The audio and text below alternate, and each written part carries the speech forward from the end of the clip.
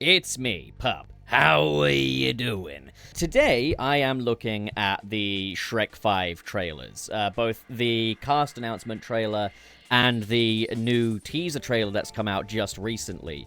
But I'm looking at the cast reveal trailer again, because I remember this was one of those rare instances where I genuinely think the internet has massively overreacted. I've seen people saying, you know, it looks terrible, it looks AI generated, because, you know, we just say anything these days. But, like, yeah, let's take a look back at the cast announcement clip again, just to, just get a feel of where these character designs were at.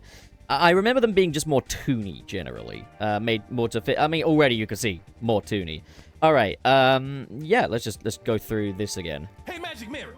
Who's the fairest of them all? Why, Shrek, of course. I mean, yeah, this is basically all that Neo kind of internet humor that Shrek kind of thrives on. Yep. Shrek 5. I definitely get the sense that they're approaching this more like a kind of a nostalgia sequel with how much they're using kind of All-Star here as well. Yeah, I don't really see a world of difference, to be honest, between, like, the overall appearances. People have called them, like, redesigns. I'd really just say it's the same overall design, just with very cartoony kind of animation principles on the eyes. Yeah, because, like, the original eyes in the Shrek movies were very realistic, very round, spherical eyes that just sit in the way, like, real spherical eyes sit. Whereas these are much more toony. But other than that, everything looks largely the same. They're the same overall designs. I don't really see much difference here, to be honest. But now we got the teaser trailer as well, so we get a better look at everybody now. Because in this one here, we've got, everyone just standing, facing front and stuff like that. We need to see the characters in action, I think, to truly judge. So, let's go. Alright, so we're opening, as we always do, with the book. I don't remember them being drawn so faithful to the original book, though. That's much closer to the original book design there.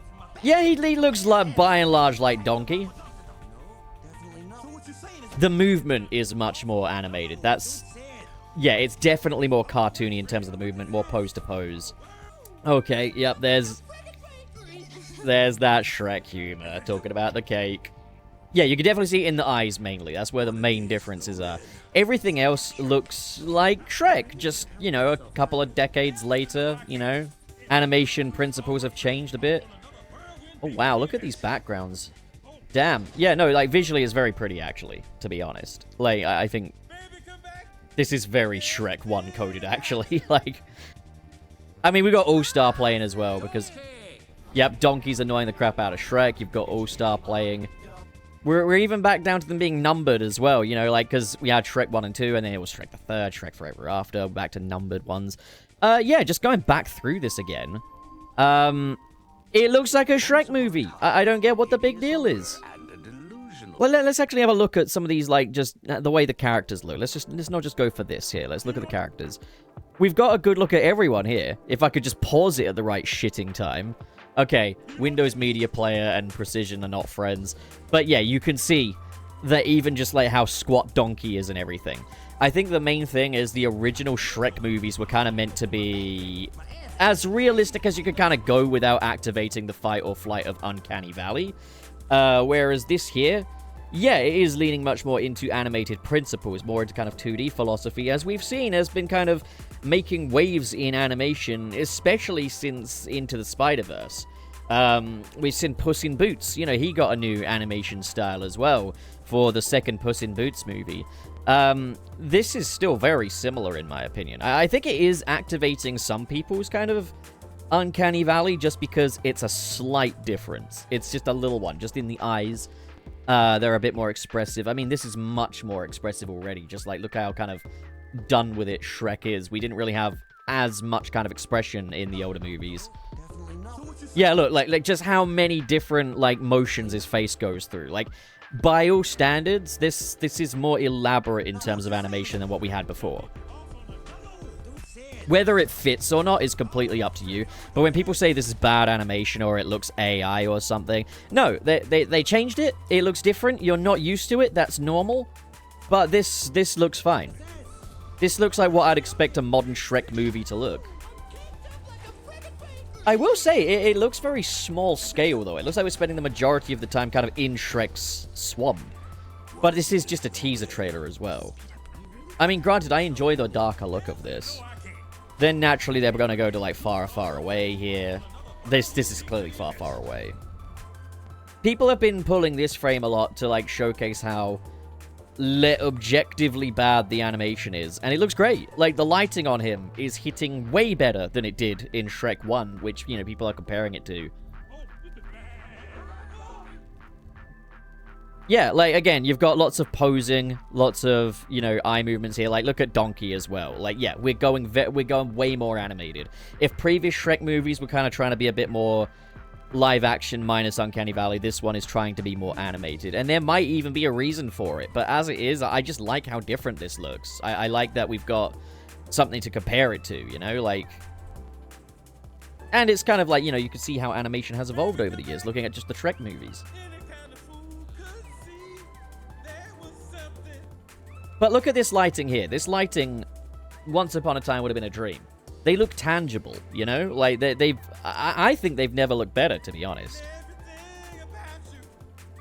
Yeah.